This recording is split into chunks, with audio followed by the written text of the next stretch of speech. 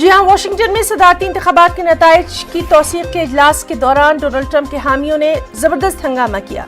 इस दौरान ट्रंप के हामियों और पुलिस के बीच झड़प हुई, जिसमें एक खातून की मौत हो गई जबकि कई अफराद जख्मी हुए हैं। इस मामले में 13 अफराद को हिरासत में भी लिया गया है। पुलिस ने कुछ हथियार भी जब्त किए हैं। इस मामले की चार जानिब से मजम्मत की जा रही है।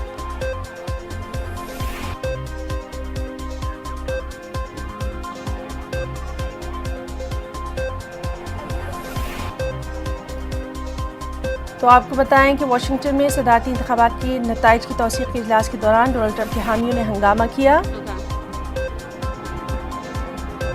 इस दौरान ट्रंप के हामियों और पुलिस के बीच झड़प हुई है। तस्वीरों में आप साफ तौर पर देख सकते हैं कि किस तरह से ये पूरा हंगामा आराई लगातार जारी रही और पीएम नरेंद्र मोदी ने भी ट्वीट करके इस पूरे वाक़े पर गहरे दुख का इजहार किया है।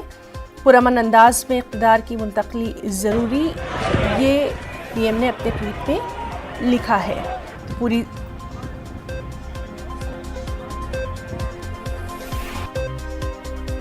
तो आपको बताएं कि वाशिंगटन में सदारती इंतखाबात के नताइज की तौसीक के इजलास के दौरान डोनाल्ड ट्रंप के हामियों ने हंगामा किया।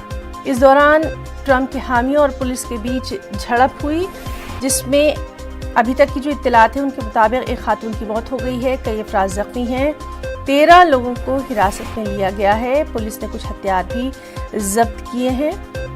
इस मामले की चार जानिब से मजम्मत भी की जा रही है।